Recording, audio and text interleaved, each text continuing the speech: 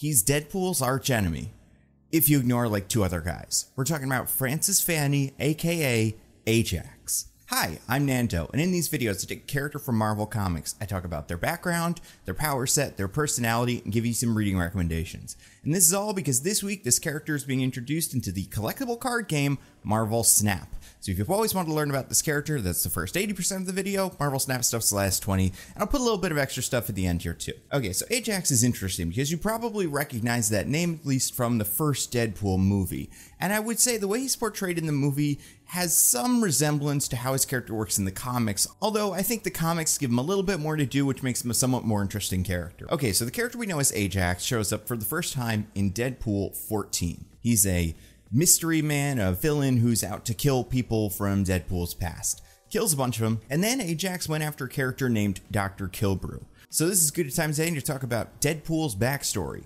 In the comics, he gets cancer, like in the movies, and volunteers to be part of the Weapon X program. Now, after that doesn't work, because first he's given Wolverine's healing factor, and it sort of works, but then it fades, the cancer comes back, he gets sick.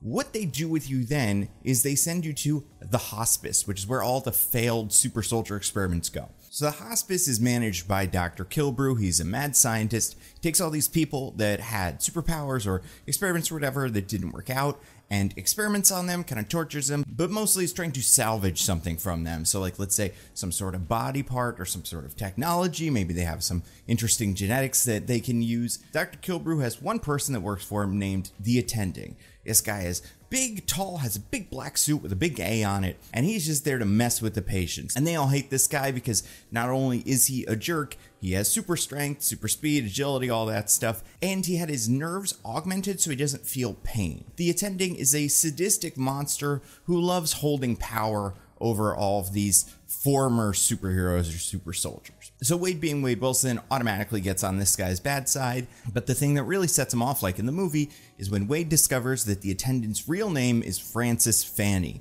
And he really like hammers on the Francis part of it. He makes fun of you, Francis, that's a girl's name. But like, objectively, Fanny is the much sillier part of that name. Like it doesn't, you know, make a big impact, and they do change it in the movie. I think his name in the movie is like Francis Frederick or something. It's slightly more dignified, but anyway, this character's name is Francis Fanny.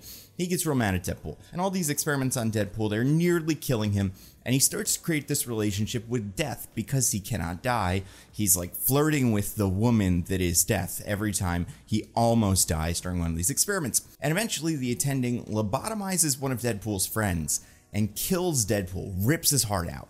But this jumpstarts Deadpool's healing factor, the one he got from Wolverine, because Deadpool hates the Attending so much that he wants to get revenge. So like his revenge wills himself back to life. And this is very important. Deadpool is not a natural mutant. He does not have a mutation that creates the superpowers. He's what we call in comics a mutate. He has superpowers that come from some sort of experiment or enhanced ability or whatever that is non-native to his body. It's a distinction that's kind of important, although you can usually, like in the movies, like you could turn off Deadpool's healing factor with the same things you can use to turn off Wolverine's healing factor, because essentially it's the same thing. Either way, if you ever see him in like a list and he's a mutate, not a mutant, that's why. So Deadpool kills this guy with his new superpowers, the Attending, shoots him, and he dies. But then time passes, Deadpool becomes Deadpool, takes the name because he was part of the Deadpool, which was a pool on how long you would survive in the hospice, and Ajax comes looking for Deadpool, kills a bunch of people who would know where Deadpool is, and eventually gets Deadpool's teleporter frequency from Dr. Kilbrew, which is a big deal in the comics, at least at that time,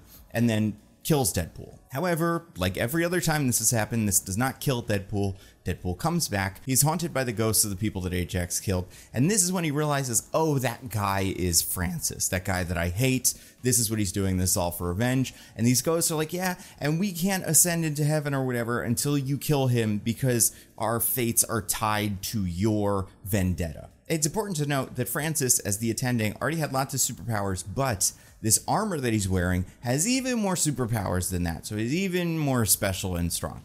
Deadpool does manage to kill him by using some of those powers against him, tricks him into slipping on some ice, and then tricks him into jumping in the water when he has exposed mechanical parts of this suit, so that electrocutes him. Then Deadpool just snaps his neck and kills this guy. And that's the end of Francis / Ajax / the Attending. He's got maybe a 6-issue arc here from Deadpool 14 to Deadpool 19, including the one Deadpool and Death issue, but he's not like Deadpool's Joker or anything like that. I would say Deadpool, over the course of his publication, has had 2 arch nemesis that sort of represent the differences in what Deadpool was at the time, but neither of those are Ajax. While the Ajax story is going on, this other guy, T-Ray, is out there doing other stuff, and he's going to last for way longer, and just he has more interesting connection with Deadpool. We'll talk about him a little bit at the end of the video. And you can tell Ajax isn't that important because unlike, actual supervillains, he never really recovered from this. He never came back to life. The only other time I can think of that Ajax was even important was in the Deadpool and Thanos story, where Mistress Death was kidnapped and they, both being her longtime lovers or whatever you would call her and Thanos, but her and Deadpool have a thing. So they both try to rescue her. Part of that is Ajax is resurrected. He's called Abyssman now because he's from hell. Everything has to have an A. And he obviously immediately gets beaten by Thanos because Thanos is way more powerful than him. And they use Abyssman or Ajax or Francis or the Attending to create a portal so they can go down to hell to fight Mephisto, who sent him up there. One other thing that's important, you would assume, having just kind of seen this character and gotten an explanation for what he does, that the name Ajax comes from a connection to the hero from Greek mythology. However, it is actually from his connection to a cleaning product called Ajax. When he introduces himself to people, he says, "I am Ajax the Cleaner," because that's what he thinks he is. But I do think there's something fun about this character never being able to come up with a name that sticks. I understand why they decided to go with Ajax here for the Marvel Snap card, but it's funny because he's constantly going from Francis to the Attending to Ajax to Abyssman because none of them work. And I just think this is funny because this comes up with Nando a lot, which is not my real name. It is a nickname I got.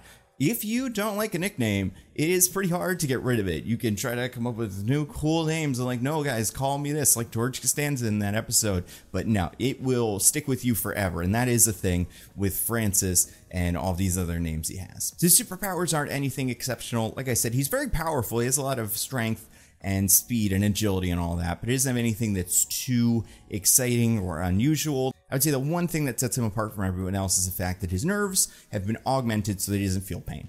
It's kind of interesting. As far as personalities, he's a jerk, he's sadistic, but he also is very self-conscious. He's got this name, this big chip on his shoulder. So anytime that Deadpool, this character who loves to make fun of him, gets under his skin, he really gets under his skin. In 2016's Deadpool, Francis is played by Ed Skrein. This version of the character is a little interesting. He is not really the Attending when he's working at the hospice or whatever it is when Deadpool's there, because there it's created to kind of test you and create super soldiers, but mind-controlled super soldiers, whatever, and they torture you to get your mutant gene to activate. But here, Francis is performing the role that Dr. Kilbrew performs in the comics, and then the Attending character, his assistant, is Angel Dust, played by Gina Carano. So that's the only real interesting difference. He has similar superpowers he is in the comics, although probably not quite as dialed up. Deadpool is a little bit softer, because this was the Joe Kelly era of Deadpool, where Deadpool was a big buff guy, and I think that's something that they've toned down a lot in the comics recently, and because of that, the movies reflect that. He is much more of a lean superhero. I would say Ajax follows that. I guess I wouldn't expect the Ed Skrein character to be able to lift a tank over his head. He does feel no pain, though. He does mention that to Deadpool. I would say for reading recommendations, the arc from Deadpool 14 to Deadpool 19 is all of the stuff that he did originally. That is what is the whole Ajax arc.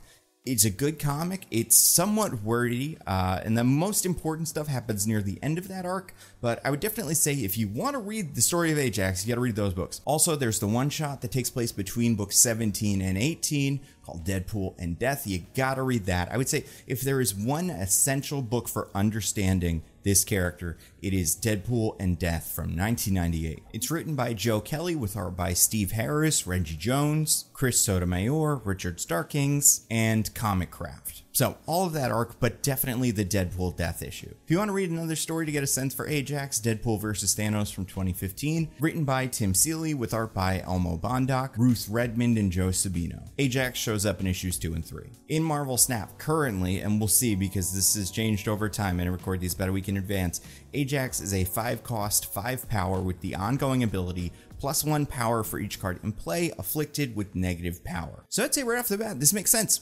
Ajax is a sadistic jerk who loves to torture people, so of course he's going to get stronger, and by stronger it means like kind of more powered up. He's going to have more juice, not like actually, this character doesn't physically get stronger when you get weaker, but like he's going to really feel himself like, I'm going to beat this guy up if more people are in pain. I think that's a great translation of what this character has done in the past to Marvel Snap. It doesn't say whether this is just people on your side of the field or your opponent's side of the field or whatever. I'm going to assume it's both. If there are a lot of cards on the field, and if you can hazmat them all, like that will bump this guy up pretty significantly. Obviously, there's a lot of counters to him. A Luke Cage on your opponent's side of the field will completely nullify all of the bonuses you're getting from Ajax. So it does seem like it's maybe high risk, high reward. But looking at decks that thrive on negative power, there aren't a whole lot of cards like Ajax that work super well, like that benefit from that. Obviously, there's cards where it's like, if your opponent loses a lot of power, you play a strong card on your side of the field, you're looking good. But this specifically will scale with that. So that is interesting about Ajax. I would say synergy-wise, he doesn't work particularly well with characters like Deadpool. He works very poorly with characters like Colossus, which is fun because Colossus and him kind of fight in the movie.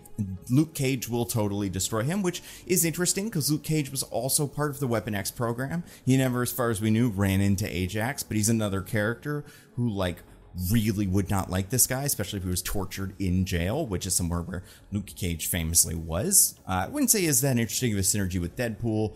We don't have Angel Dust in the game. Negasonic synergy doesn't really matter. It's interesting because we are seeing a Cassandra Nova card showing up later this season. I don't know if Ajax is going to be in Deadpool and Wolverine. Honestly, like it's funny because there's so many X-Men characters that are definitely making cameos, like, you know, Lady Deathstrike or probably the Juggernaut or Pyro or whatever. I have not seen too much about Ajax, who is really the closest thing the Deadpool movies have to like a solid villain.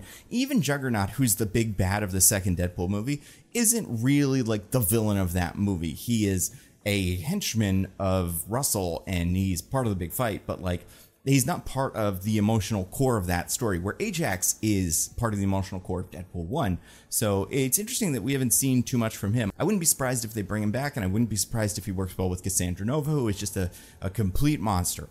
So I think that synergy is interesting and will make him a card that people are kind of excited about. There are a couple cards this season that people are lukewarm on, like Hydra Bob. I think Ajax is one that may be popular, but may not. We'll see. One thing that's a little bit strange about Ajax, he has this big shield in his art by Ryan Kincaid and Eduardo Mello, which is like his base art, and also this Pandart version.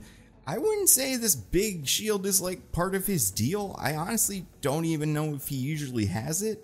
It's cool, but like I feel like he's usually just a guy who runs up and punches and kicks and stuff. I will say this Spotlight Cash variant is fantastic. Like it looks so good. The Pandart variant, it is a shame when some of them are in these because it's like they look so cool, especially like the Hydra Bob one looks so great. Probably not going to get it, but you really have to commit to like, I like this card so much, I'm going to spend Spotlight Cashes and coins on it. And yeah, like if this was a card like based on a character I love, I would definitely get this. But I don't know, I'm surprised that people really go all in on Ajax. I do want to say one thing. I mentioned in the beginning of the video that Deadpool really has two other arch enemies. The first one is T-Ray. This is a character from the beginning of Deadpool's publication. And then I would say since about 2013, we've had Madcap as Deadpool's more or less arch enemy.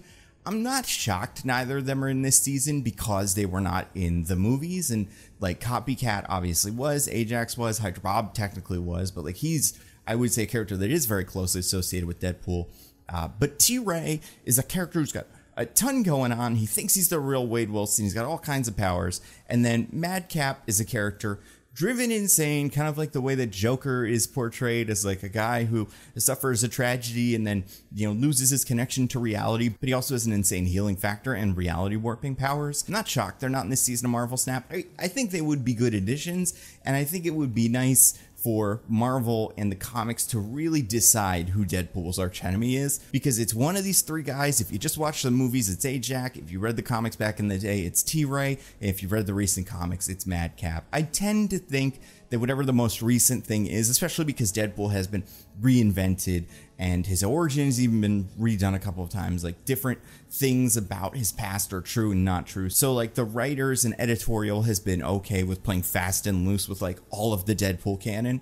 Because of that, I would assume that means Madcap is probably the closest thing that Deadpool has to an arch nemesis. And I think that's interesting. I think it makes sense. If second in, or if you're listening and you want to make cards of these characters, I have suggestions. T-Ray, most famously, is responsible for cursing Deadpool with immortality so he can never meet death again. So I guess the power you would give him is he could make another card indestructible. Now, would it be more fun if it was your opponent's card and this character exists exclusively to counter discard decks? Maybe. But also, like, is that fun? Is that a card people would use versus one that does it 2 cards in your hand? So it kind of functions as a mini armor, a card-specific armor, where, like, that could be pretty useful if you have, you know, a need for that, a card that needs to be protected. You know, putting a T-Ray out there would be helpful. I would say if you wanted to do Madcap, because this character has the same kind of immortality as Deadpool, maybe you could have Madcap inflict some sort of immortality, so like destroys a card and then brings it back. Something like that would work in a destroy deck. You know, you could bring the card back with more power. Like, it could be good if you could play a death or something like that, and then you could Madcap the death, so the death comes back at the end of the game, but you also get the benefit for null. This is just like an idea for what you would do with cards like this, but I do think eventually, I mean, listen, we just did like 5 Eternals. I wouldn't be surprised if we're eventually coming back to the Deadpool, you know, bin and grabbing some of these other characters, and this would be one that would make sense. So if you enjoy these videos, like them, share them on Discords and subreddits and stuff like that, with people that like Marvel Comics, people that play Marvel Snap. Follow, subscribe, whatever, here and on my Nando V Movies channel, where I make videos about Marvel stuff. Got a lot of X-Men stuff coming up in the future that I think if you enjoy this, you're probably going to enjoy. And comment if you've got any other ideas for Deadpool adjacent cards that might be fun in the future. Next up, we've got Vanessa Carlisle. Until then, stay safe. I'll see you then.